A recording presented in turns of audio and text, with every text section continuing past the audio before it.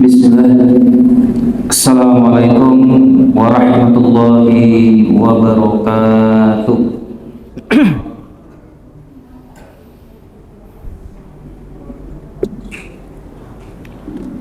Innal hamdalillah nahmaduhu wa nasta'inuhu wa nastaghfiruh wa na'udzu billahi min shururi anfusina wa min sayyiati a'malina.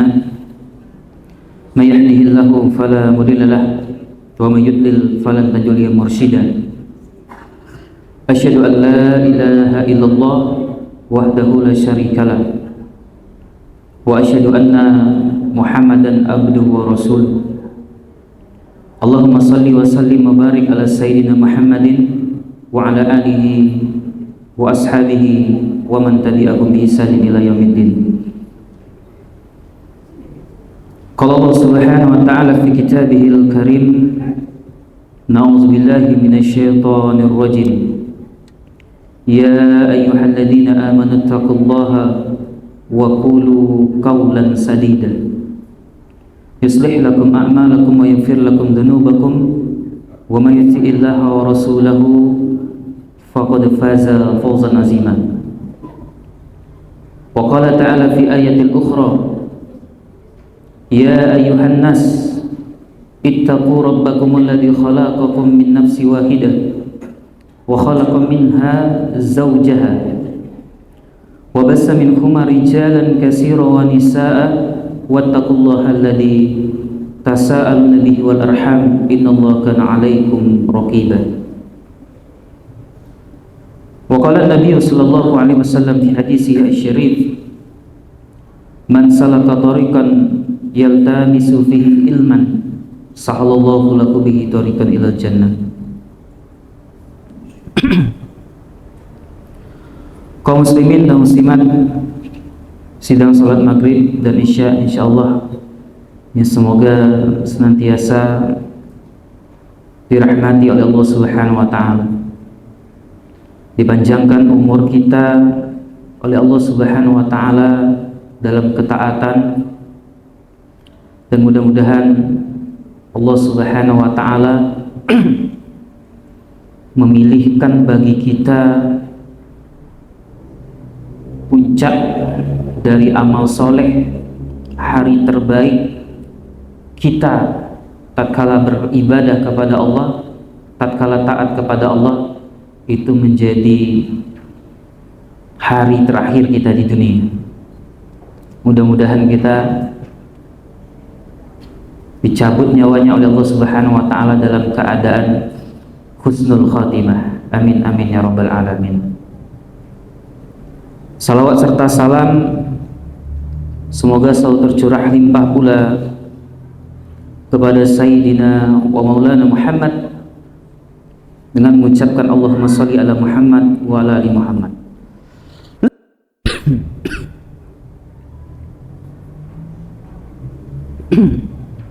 Kaum muslimin dan muslimat yang dirahmati oleh Allah Subhanahu wa taala, insyaallah pada kesempatan kali ini kita akan membahas sebuah tema, yaitu jalan menuju surga, jalan menuju jannahnya Allah Subhanahu wa taala. Setiap kita pasti ingin masuk surga.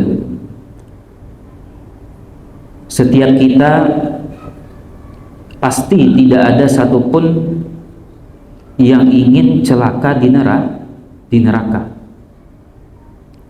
Karena itu Allah Subhanahu wa taala menunjukkan jalan menuju surga. Dan Rasulullah sallallahu alaihi wasallam pun telah memberi contoh bagaimana cara meraihnya. Allah Subhanahu wa taala berfirman di dalam surat Yunus ayat yang ke-25, wallahu yad'u ila daris salam. Allah Subhanahu wa taala itu menyeru, memanggil, mengajak ila daris salam, kepada tempat Darussalam, yaitu surga. Maka tugas kita yaitu adalah meniti jalan-jalan yang telah Allah Subhanahu wa ta'ala bukakan. Karena sebelum sampai kepada surga tersebut, maka kita harus menempuh melewati sebuah proses perjalanan yang panjang. Maka ketika kita berada di dunia ini, apa jalan yang telah Allah Subhanahu wa ta'ala bentangkan? Yang pertama yaitu adalah jalan tauhid dan keikhlasan kepada Allah Subhanahu wa ta'ala.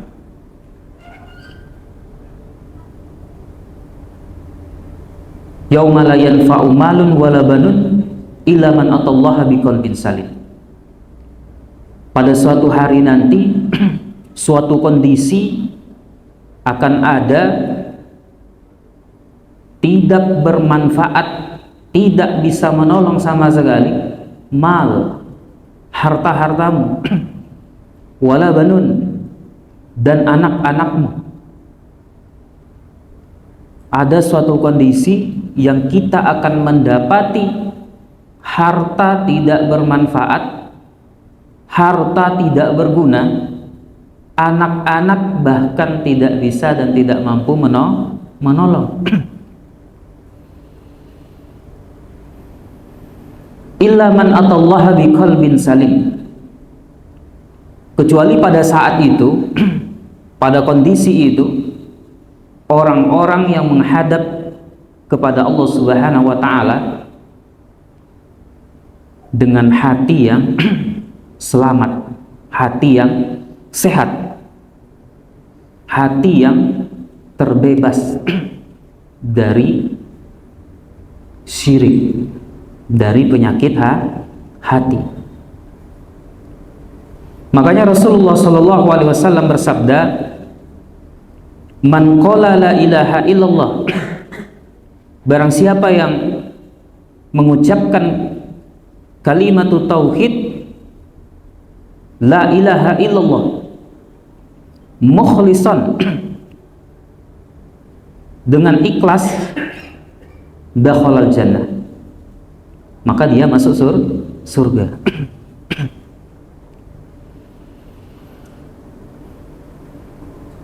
Man qala la ilaha illallah mukhlisan.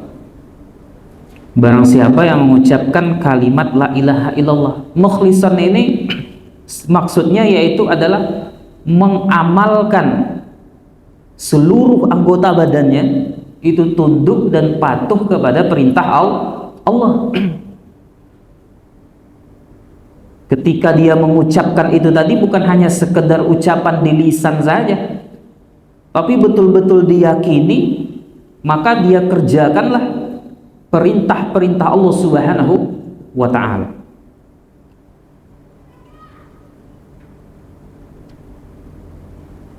Maka tauhid ini menjadi jalan yang paling utama membersihkan hati, membersihkan keyakinan-keyakinan kepada selain Allah Subhanahu wa ta'ala. Makanya ketika Rasulullah Shallallahu Alaihi Wasallam diutus di kota Mekah pada saat itu ribuan berhala, banyak yang diyakini oleh orang-orang Mekah ketika itu. Ini setiap Tuhan itu punya fungsinya masing-masing, punya manfaatnya masing-masing. Mulai dari yang besar, paling besar, yang sedang, bahkan yang kecil. Jadi ada banyak Tuhan. Makanya ketika Rasulullah Shallallahu Alaihi Wasallam membawa misi, membawa kalimat la ilaha illallah, ini orang-orang Arab ketika itu Ini kalimat yang berbahaya ini Muhammad. Tiada Tuhan melainkan hanya satu saja, yaitu Allah Subhanahu wa ta'ala. Kamu berani betul ini ngomong seperti ini, sementara di kota Mekah ini ada ribuan Tuhan, banyak Tuhan kita, kok kamu jadikan satu saja? Ditentang.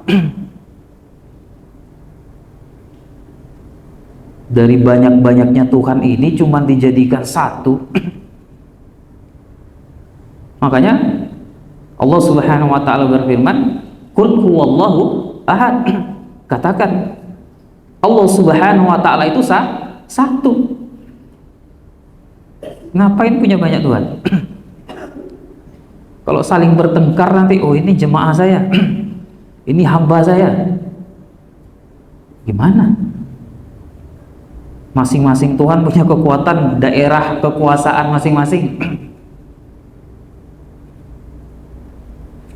Maka prinsip akidah di dalam umat Islam bahwa Allah Subhanahu wa ta'ala itu satu, tunggal, ahad,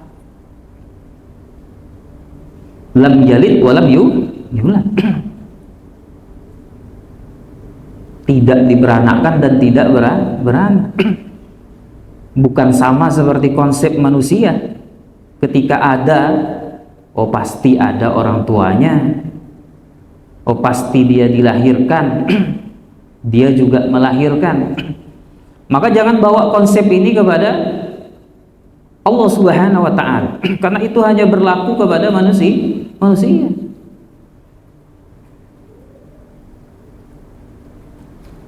Nah, ini jalan yang pertama. Tauhid, keyakinan yang dibangun, akidah itu ibarat akar pohon.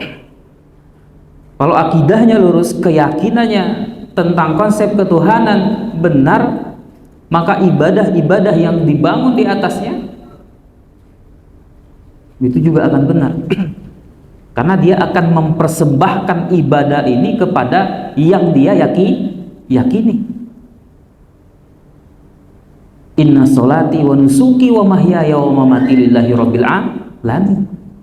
Sungguhnya sholatku, ibadah-ibadah kita, sembelihan, ibadah kurban, bahkan hidup dan mati kita ini dipersembahkan untuk Allah.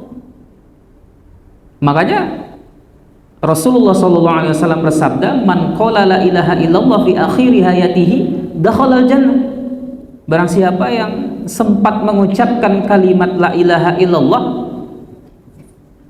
fi akhiri hayatihi, di akhir detik-detik kehidupannya, sebelum malaikat maut memisahkan ruh dan jasad, ketika mengalami sakaratul maut, dia bawa itu nama Allah Subhanahu wa ta'ala, dia sebut nama Allah Subhanahu wa ta'ala, la ilaha illallah, dakhalal jannah, maka masuk surga. Jadi pastikan kalimat terakhir kita itu adalah kalimat la ilaha illallah. Kelihatannya gampang aja. Oh gampang itu, tinggal dihafalin. Tapi kalau udah mengalami sakaratul maut ketika itu, kalau kita nggak biasa lisan ini berzikir kepada Allah Subhanahu wa ta'ala, nggak keluar.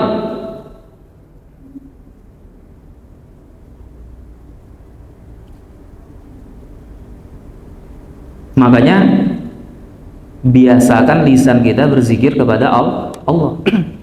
Kata kita nggak tahu nih kapan harinya, kapan waktunya, bulan, tahun, jam, menit, detik, dicabut nyawa kita. Kalau ada yang tahu, bisalah kita persiapan di hari itu, di jam itu, banyak-banyak berzikir gitu ya. Tapi kalau nggak tahu, tak bisa kita bertaruh Maka cara yang paling aman mengkondisikan diri kita bisa mengucapkan itu adalah dengan berzikir kepada Allah Subhanahu wa taala setiap waktu.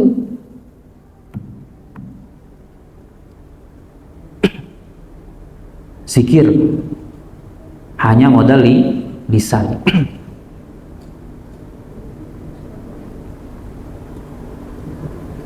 Nah, ini kaum muslimin dan muslimat yang dirahmati oleh Allah Subhanahu wa taala.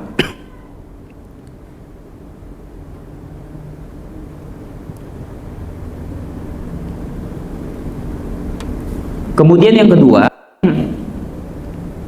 jalan yang kedua yaitu adalah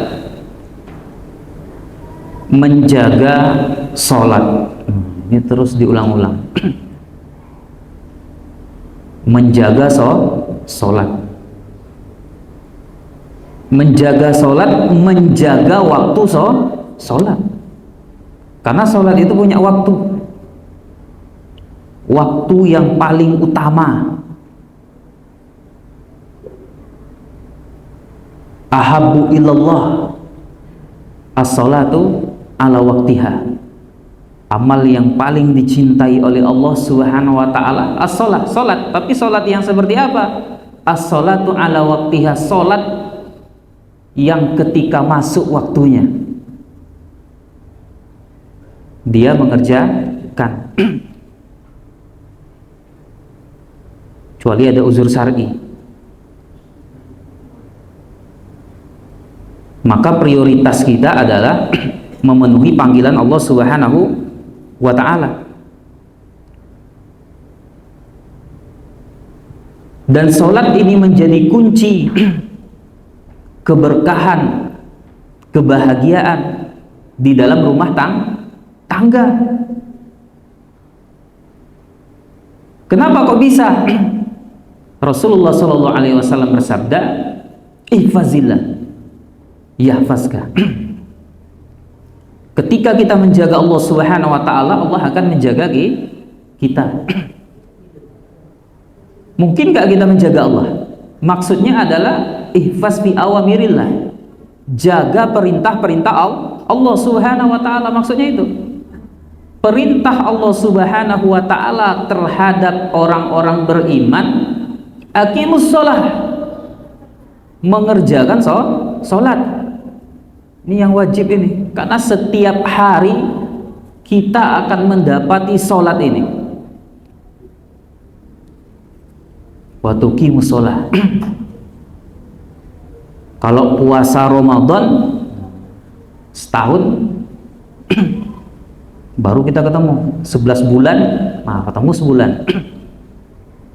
Tapi kalau yang namanya sholat ini setiap hari kita akan ketemu dengan sholat. Artinya apa? Seorang hamba itu tidak boleh terputus hubungannya kepada Allah Subhanahu wa ta'ala dalam satu hari. Karena godaan setan itu begitu kuat. Kita itu nggak boleh itu putus hubungan kita dengan Allah Subhanahu wa ta'ala. Orang yang putus hubungan dengan Allah Subhanahu wa ta'ala itu adalah dengan meninggalkan sholat. Terlebih kalau ditambah dengan maksiat, jauh sekali. Maka sholat ini adalah suatu ibadah yang menjaga hubungan antara seorang hamba dengan Allah Subhanahu wa ta'ala, antara seorang hamba dengan penciptanya. Sholat itulah. Maka kalau kita betul-betul mementingkan Allah, maka sholat akan kita utamakan. Kenapa? Karena ini ada hubungan kepada pencipta kita. Bahkan ketika dipanggil oleh Allah Subhanahu wa ta'ala, hayya 'alas shalah, mari kerjakan sholat, diingatkan. Karena manusia ini kan sukanya lupa. Pagi bekerja, sibuk di kantor, itu kadang kita lupa tuh, banyak pekerjaan, banyak informasi. Nah, berderinglah di handphonenya, terdengarlah di masjid-masjid musola. Allahu Akbar, Allahu Akbar. Lafaz pertama kenapa Allahu Akbar? Allah Subhanahu wa Ta'ala Maha Besar. Allahu Akbar, Allah Maha Besar. Berarti selain Allah Subhanahu wa Ta'ala kecil. Pekerjaan kita kecil, bisnis kita kecil. Allahu Akbar, Allah yang Maha Besar. Maka dulukan yang paling mulia, yang paling besar ini, Allah Subhanahu wa Ta'ala. Selain Allah kecil, berarti bisa kita kesampingkan, bisa kita tunda, bisa kita cari waktu yang nanti. Karena yang utama ini nih. Makanya ketika orang sudah melalaikan sholat, berarti ada ya sesuatu yang lebih besar dari Allah. Panggilan Allah, dia kesampingkan. Makanya ibadah sholat ini gak bisa diwakil-wakilkan, gak bisa diganti-ganti, dibadal-badalkan sebagaimana ibadah yang lain. Kalau kita gak mampu, boleh diwakili. Kalau sholat, selagi dia hidup, selagi dia bernapas, apapun kondisi manusianya, mau dia bisa berdiri sempurna, mau dia hanya bisa duduk, tapi selagi dia bernapas, maka kewajiban sholat tetap jatuh. Dalam kondisi apapun. Kondisi yang paling mengerikan bagi seorang hamba ketika itu ya, itu adalah kondisi perang. Kondisi perang, kondisi itu nyawa bisa melayang, pedang berkilat-kilat di atas kepalanya, peluru di mana-mana. Apakah kewajiban sholat ketika itu gugur? Tidak. Makanya sholat tetap dikerjakan. Nah ini makanya ketika kita mendapati waktu yang luang, negeri yang nyaman, kondisi yang nyaman, apa yang menghalangi kita untuk sholat? Malas saja betulnya. Rasa malas itulah yang harus kita lawan. Karena pasti untuk mengerjakan sholat, untuk hadir ke masjid ini perjuangannya berat. Karena setan itu dari luar, dari rumah kita itu udah menggoda habis-habisan. Bahkan ketika kita sampai di sini pun setan nggak tinggal diam. Kenapa? Karena sholat ini inna awwala ma yuhasabu bihi al-abdu yaumal qiyamah min amalihi sholatuhu. Ibadah yang paling pertama akan dihisab, yang akan ditanya oleh Allah Subhanahu wa Ta'ala, yaitu sholat. Nggak mungkin setan beserta bala tentaranya membiarkan kita begitu saja mengerjakan sholat. Dilarang, ditimbulkan rasa malas, timbulkan rasa bosan, sampailah ke masjid ini diganggu pula khusyuk kita lagi. Oh, berbagai cara.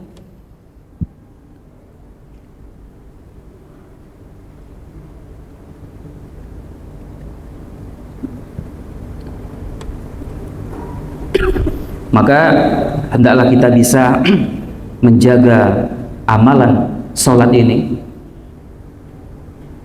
karena setiap hari kita ketemu dengan ibadah tersebut, berarti setiap hari ada waktu kita berhubungan dengan Allah Subhanahu wa Ta'ala melalui sholat. Sebelum kita berjumpa dengan Allah Subhanahu wa Ta'ala fil jannah, di surga. Inilah Allah Subhanahu wa Ta'ala yang selalu kita sebut namanya. Makanya di dalam surat Al-Fatihah itu kan kita berdoa kepada Allah, ihdinas siratal mustaqim, ya Allah tunjuki kami jalan yang benar, ya Allah tunjuki kami jalan yang lurus, ya Allah tunjuki kami jalan menuju surga. Itu dalam sholat itu kita minta terus kepada Allah Subhanahu wa Ta'ala. Maka ketika sholat sudah kita utamakan, insya Allah amalan-amalan kecil yang lain bisa kita kerjakan. Ini. Kemudian jalan yang ketiga untuk menuju surga, yaitu adalah birrul walidain, berbakti kepada kedua orang tua. Ini juga wasatul jannah, pintu surga yang paling tengah ini. Kalau orang tua masih hidup, wah, doa-doanya kepada anak-anaknya itu makbul, mustajab, doa orang tua kepada anak. Maka kalau hari ini kita menjadi orang tua, maka doakan tuh anak-anak kita itu menjadi anak-anak yang soleh, menjadi anak-anak yang mengerjakan perintah Allah. Terlebih di zaman sekarang, kalau kita melihat media-media sosial, hubungan antara anak dan orang tua dan anak itu udah jauh, udah renggang.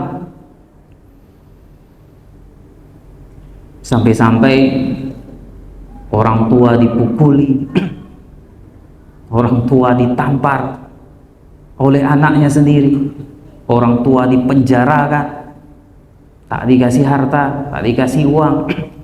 Orang tua pun begitu juga berlaku kepada anaknya diperkosa, anaknya dijual. Jadi kalau manusia itu memang sudah jauh dari Allah, jauh dari nilai-nilai Al-Quran, ya manusia itu memang bisa lebih bejat daripada hewan. Padahal ada amalan yang besar ketika berbakti kepada kedua orang tua, kita bisa masuk surga. Allah Subhanahu wa ta'ala mengangkat derajat seseorang karena bakti kepada orang tua. Waqfid lahuma janahud dhulli minar rahmah. Rendahkanlah dirimu terhadap kedua orang tuamu dengan kasih sayang. Tadi walaupun hari ini kita udah bekerja banyak duit kita, bos kita di kantor kita, kepala kita di kantor kita, maka ketika ketemu dengan orang tua, rendahkanlah dirimu di situ. Walaupun orang tua kita mungkin cuma taman SD atau dia tak sekolah, tapi dia lebih hebat daripada kita. Tak sekolah dia, kita sarjana. Taman SD dia, kita sarjana, punya pekerjaan, banting tulang, menyekolahkan kita, mendidik kita. Luar biasa orang-orang tua kita. Maka berbakti kepada kedua orang tua ini sambung hubungan tali silaturahmi. Lihat orang tua, jenguk orang tua, doakan di setiap waktu terbaik kita, setelah sholat, setelah baca Quran, setelah zikir, ketika safar.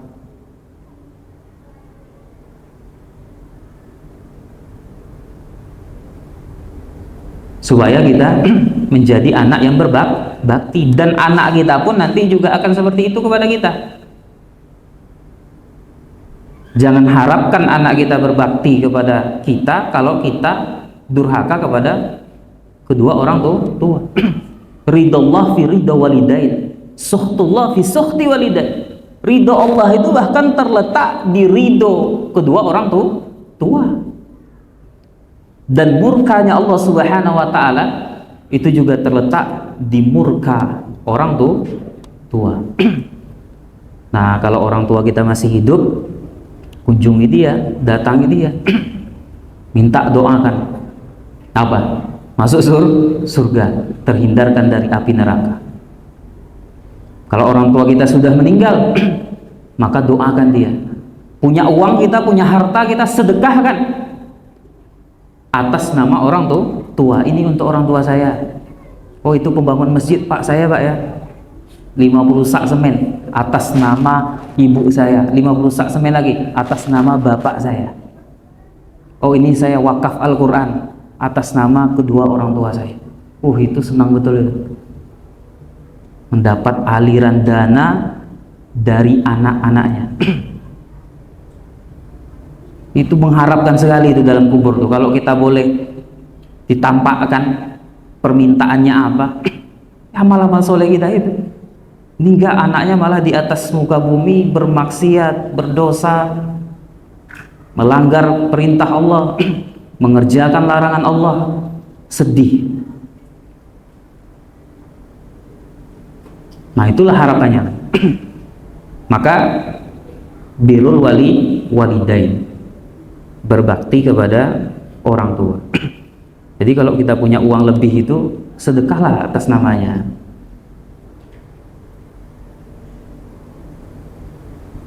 Gak mampu, doakan. Amal soleh selalu, karena kita nanti akan berjumpa kembali dengan orang tua kita. Kemudian yang keempat, jalan menuju surga yaitu adalah menjaga lisan.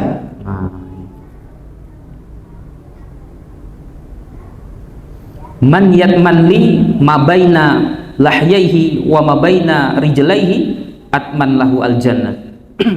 Barang siapa yang mampu menjaga lisannya, kemudian menjaga kemaluannya, maka dijamin dia masuk surga.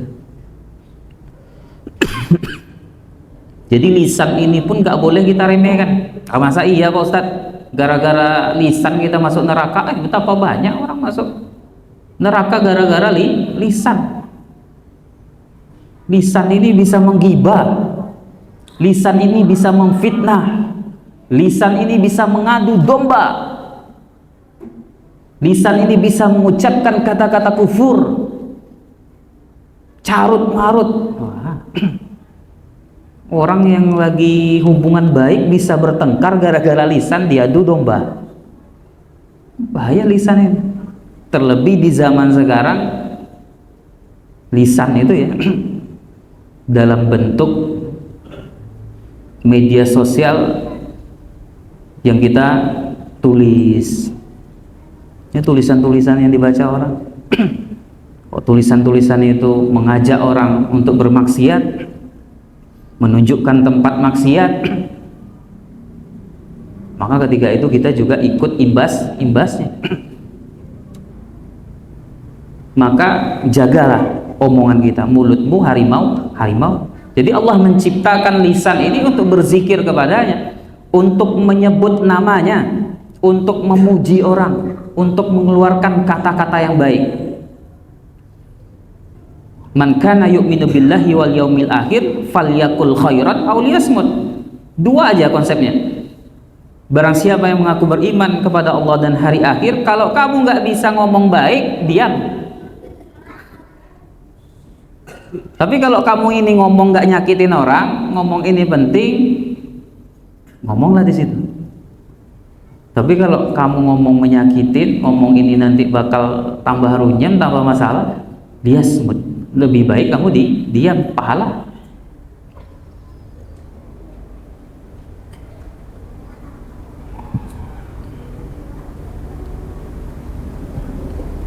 Nah, ini untuk lisan. Maka gunakanlah lisan kita ini dibasahi dengan zikir kepada Allah Subhanahu wa ta'ala.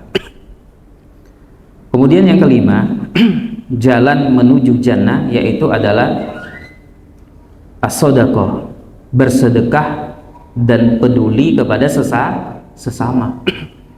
Terlebih kita lagi ingin dekat-dekatnya bulan suci Ramadan ini. Februari nanti pertengahan.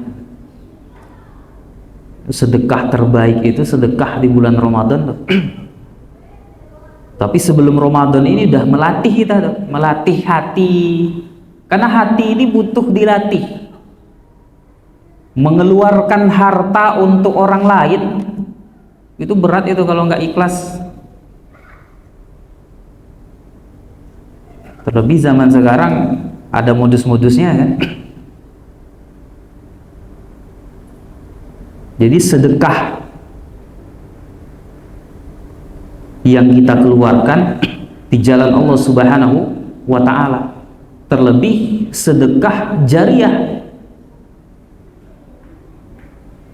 termasuk amalan yang tidak akan terputus meskipun kita sudah mati. Idza mata ibnu Adam in qata'a anhu amaluhu illa min salasa. Kalau anak Adam itu meninggal dunia, putus seluruh amalnya. Tapi ada yang dikecualikan, tetap kita dapat walaupun sudah mati, walaupun sudah meninggal dunia. Itu tadi doanya anak yang soleh ya, waladun soleh yad'u lahu. Itu terus mengalir tuh. Makanya doakan tuh orang tua, karena terus mengalir, dapat manfaatnya. Kemudian shadaqatun jariyah.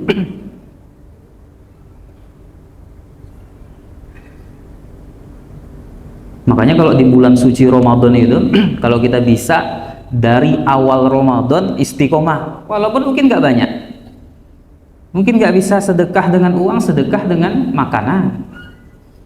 Ada lagi hadisnya, barang siapa yang memberikan makan orang yang berbuka puasa, maka baginya puasa, pahala puasa orang tersebut tanpa mengurangi pahala puasa orang yang berpuasa. Bayangkan tuh, dapat pahala satu orang puasa. Kalau kita kasih satu orang, pahala puasa kita tanpa pahala satu orang itu, 2 kita dapat satu hari itu. Itu kalau kita satu orang. Kalau kita 10 orang, cuman modal air aqua gelas gitu kan, nah, atau teko air teh, dapat santri-santri, dapat ustaz-ustaz, dapat orang yang berbuka di masjid. Mana lagi cari pahala yang besar? Jadi kalau kita ngaji gini, kita tahu modal sakete ya, modal kecil pahala besar, untung banyak. Sedekah itu. Apalagi kalau kita punya harta yang banyak. Faman ya'mal misqala dzarratin khairan yarah. Barang siapa yang beramal walaupun seberat biji zarah, itu tetap oleh Allah Subhanahu wa taala dibalas. Tak akan lupa Allah Subhanahu wa taala. Makanya walaupun melihat duri di jalan ya, buang aja. Bisa jadi asbab karena buang duri itulah kita masuk surga. Itu dan berapalah, apalagi kalau amalan-amalan yang besar. Nih seperti masjid kita ini sedang membangun,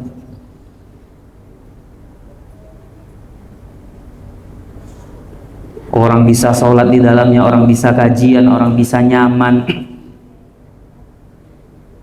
Mungkin nanti kita nggak akan merasakan ketika masjid ini udah besar, ketika masjid ini udah bagus, orang lain yang merasakan, tapi pahala kita tetap mengalir. Ketika kita mendidik sebagai seorang guru, mendidik generasi, mungkin kita tak di zaman kita nih generasinya akan jadi baik nih, tapi ketika mereka sudah jadi, kita udah meninggal, pahala tetap kita dapatkan. Itulah enaknya orang Islam tuh. Beramal sekali tidak dilupakan oleh Allah, bahkan dibalas berkali-kali. Lagi kita hidup di dunia ini ya kita bisa sholat, kita bisa beramal dengan anggota badan kita. Tapi kalau kita sudah meninggal nanti, itu kita harus punya investasi, itu harus menanam saham yang nanti kita akan dapatkan terus di dalam kubur. Sedekah jariah itu yang akan terus mengalir.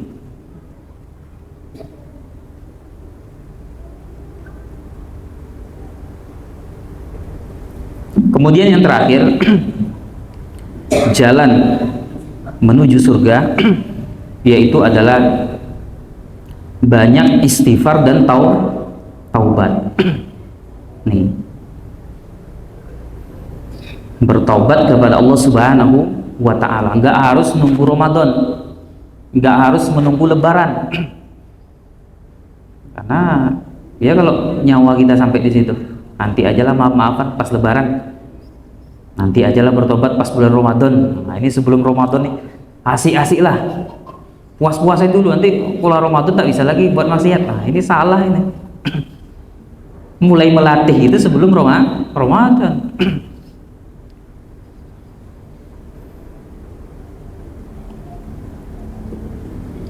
Beristighfar. Istighfar ini untuk menggugurkan dosa-dosa kecil. Ada aja yang nggak sengaja sama kita, ada aja mungkin yang nggak sadar sama kita. Dengan beristighfar tadi maka gugur tuh.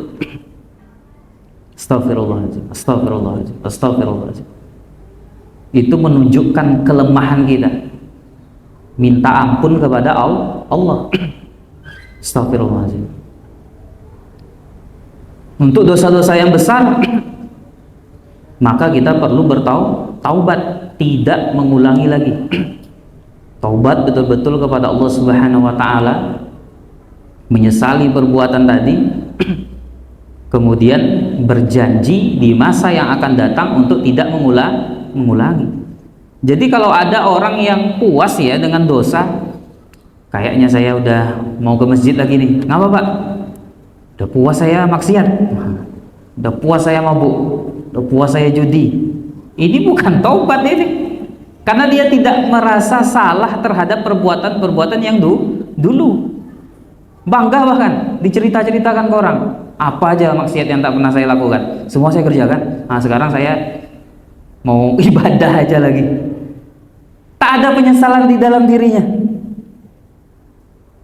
Dia taubat itu harus menyesal, oh dulu tuh saya salah, dulu tuh saya khilaf, dulu tuh saya tak tahu ilmunya. Itu merasa bersalah di dalam hati, menyesal terhadap kesalahan-kesalahan, dosa-dosa di masa lalu. Ya Allah ampuni saya, ya Allah ampuni saya berjanji tidak akan mengulanginya lagi, ganti dengan amal soleh. Nih, itu orang bertobat itu. Tapi kalau udah puas lah pokoknya di masa muda, nah itu pada ucapan-ucapan seperti ini hatinya merasa puas. Harusnya dia menyesal. Jadi tobat itu menyesal. Makanya Nabi Adam alaihissalam ketika melanggar larangan Allah Subhanahu wa ta'ala ya, untuk mendekati sebuah pohon, itu Nabi Adam bertobat. Nggak malu-malu, nggak gengsi-gengsi, bertobat kepada Allah Subhanahu wa ta'ala. Nah, iblis yang ketiga itu gengsi dan sombong, tidak mau mengakui kesalahan. Jadi sebetulnya ketika kita salah, Pak Ustaz saya ini banyak dosa, bisa nggak saya diampuni Allah? Bisa, kalau kita bertobat sebelum napas sampai di kerongkongan. Maka dari itu marilah kita bertobat kepada Allah Subhanahu wa ta'ala, karena yang tahu dosa-dosa itu hanya antara kita dan Allah Subhanahu wa ta'ala.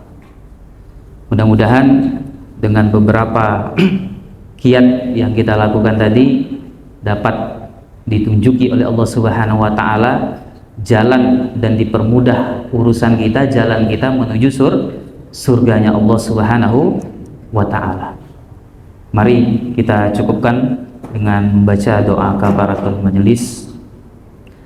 Subhanaka Allahumma wa bihamdika asyhadu an la ilaha illa anta astaghfiruka wa atubu ilaik. Walahir, assalamualaikum warahmatullahi wabarakatuh.